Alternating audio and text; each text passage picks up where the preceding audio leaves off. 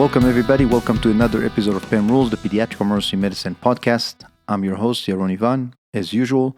And today, more important rules that hopefully will help you take care of your patients. Rule number 129, the very famous Colic Rule of 3. Crying for more than 3 hours per week, for more than 3 days per week, and for longer than 3 weeks in an infant who is well fed and otherwise healthy. That is the tricky part. So this is by all means not a rule that I came up with or anybody that I know came up with. That's a rule I learned in residency as well. And this is basically a simple definition. Any baby that is crying for more than 3 hours per day, for more than 3 days per week, and for longer than 3 weeks is considered a colicky baby. Again, that is taking into account that the baby is well fed, he or she are not crying because they're hungry, and they're otherwise healthy. In other words, there's no fever, there's no injury of any sorts, etc. Now again, this is a simple definition that I certainly keep in my mind when I see a crying infant. I take a history and discover that the patient has been crying that much and he or she fits the definition. Under those circumstances, assuming and only assuming the rest of the exam is normal, and by history and maybe labs if I need to, I ruled out any organic, acute, life-threatening, or serious, or even semi-serious condition. I feel comfortable under those circumstances making that diagnosis and discussing that with the worried parents. As in the past, it almost always goes back to rule number 1. It's not the patient's job to prove that they're sick, it's your job to prove that they're not. So remember, rule number 129 and the diagnosis of colic for us pediatric emergency physicians and EM providers in general is a diagnosis of exclusion. I encourage you to listen to episode 3 when I reviewed the rule of 6 that helps you remember the most common cause of a surgical abdomen by age, including newborns, so when you see that crying infant, you have a good plan to rule out the most common cause of surgical abdomen. Now, if indeed everything else is well, again, your physical exam is normal, your history is reassuring other than crying, maybe you even did some workup and found no injuries or no infections, etc., you can comfortably, maybe, make the diagnosis of colic. But remember, to make the diagnosis, the patient has to be crying for more than 3 hours per day, for more than 3 days per week, and for longer than 3 weeks. That is a simple definition. By all means, if as an emergency provider you did not find and do not think there's anything else, you can talk to the parents about colic. Now, if indeed everything else is well, the question is, what do you do other than talking to the parents? I must admit, as an EM provider, I don't really know the management of colic, but at least I know I can provide reassurance for those very worried parents, and I know I don't have to worry that I'm missing anything. So remember, colic is a diagnosis of exclusion.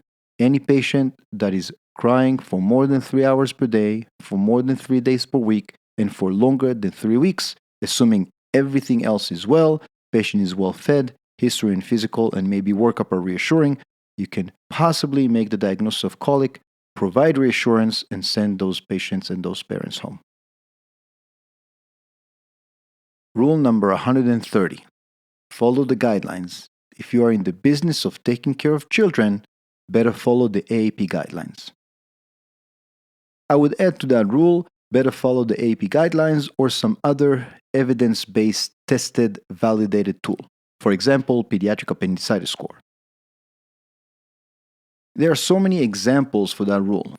Bronchiolitis guidelines by the AAP acute otitis media guidelines, and many, many more.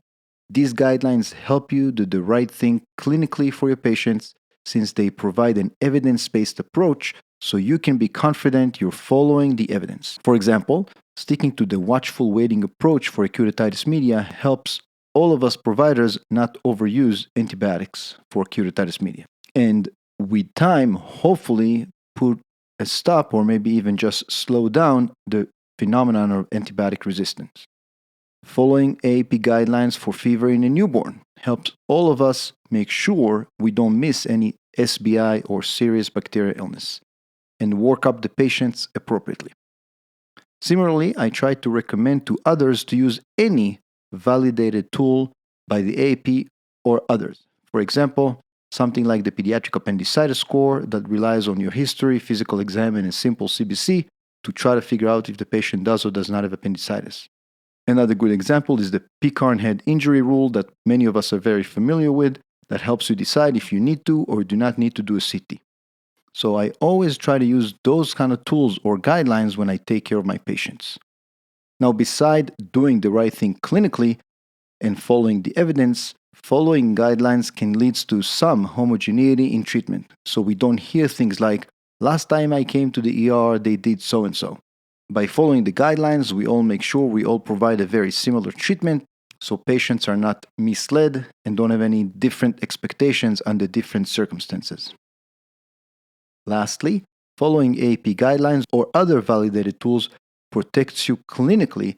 So if you follow the pediatric appendicitis score for a child with abdominal pain, and let's say discharge the patient who unfortunately came back a few days later with a perforated appendix, from a medical legal standpoint, at least you will be protected because you followed an evidence-based guideline. I think it will be very hard to build a legal case against you if you missed a diagnosis of any sorts but followed a validated tool used in the emergency medicine community. So in other words, following AP guidelines and other validated tools helps you protect yourself, which is always just a good idea. But in addition, obviously, it makes it less likely for you to miss something to begin with. Rule number 131. Displacement hurts.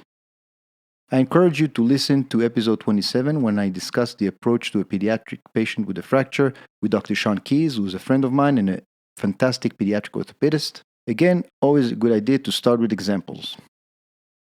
Many times I see kids who come to the pediatric emergency department with a musculoskeletal injury, and I can tell by the history and the physical exam that the child very likely has a fracture. He or she are either swollen or have point tenderness, etc. However, if I see no deformity and the child for the most part seems fine, mild pain, mild swelling, cooperative with the exam, I reassure the parents that the child likely has a fracture.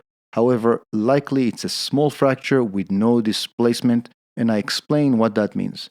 From my personal experience, a child who has a displaced fracture of any sort is in significant amount of pain, crying, uncooperative with the exam, and of course, sometimes the extremity looks deformed. So when I see a child who has the signs and symptoms of a fracture, which are point tenderness, swelling, or inability to use the extremity to the same degree, but the pain seems to be mild and the deformity is essentially non-existent, I feel comfortable telling the parents that likely the patient has a fracture, but likely it's a non-displaced fracture. Keeping in mind that anytime there is displacement, the patient is in significant amount of pain, he or she rarely let you touch the extremity, and there's a lot of crying and lack of cooperation, which is obviously very understandable. But generally speaking, if the patient has signs and symptoms of a fracture, which are point tenderness, inability to use the extremity, or swelling, but he or she seems to be okay, no significant deformity, pain is very well controlled even without medication, likely the patient is a non-displaced fracture, and that's a good idea to discuss with the parents right off the bat, because usually, especially in young children, non-displaced fracture translates to splint and send kind of approach. Usually you can splint those kids somehow and send them to follow up with the primary care or maybe even the orthopedist, but there's no other significant treatment that needs to be provided in the pediatric emergency department, and I'm really talking about sedation and reduction. So keep rule number 131 in mind. Displacement hurts. If you see a child that likely has a fracture, but the pain is not very significant and there's no deformity, you can rest assured you're likely going to diagnose a non-displaced fracture. Buccal fracture would be just a very good common example. And that is it for today, guys. Thank you very much for listening. Let's review a little bit of what we learned. Rule number 129. Rule of 3 for colic. Crying for more than 3 hours a day, for more than 3 days per week, and for longer than 3 weeks, make the diagnosis of colic. Of course, as always, by definition, the infant has to be well fed and otherwise healthy. And if you do think there's anything else, maybe even work up the patient, but if you found nothing, remember that definition, make that diagnosis, and give a lot of reassurance to the parents. Rule number 130, follow the guidelines. If you're in the business of taking care of children, better follow the AAP guidelines or some other evidence-based, tested, validated tool. These tools help you do the right thing for the patient clinically, avoid missing any diagnosis, and protect you from a medical legal standpoint. Rule number 131, remember, displacement hurts.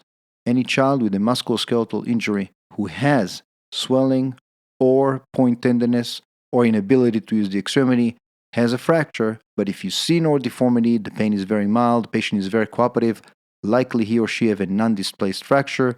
Usually, especially in young kids, those fractures translate to splint and send type of approach. Splint the patient today, send him or her for follow-up. And that is it, guys, for today. Thank you very much for listening. I hope you like Nirvana. This is one of my favorite songs, Come As You Are. You might have heard this outro before, but this time I added the very simple yet amazing solo by Kurt Cobain.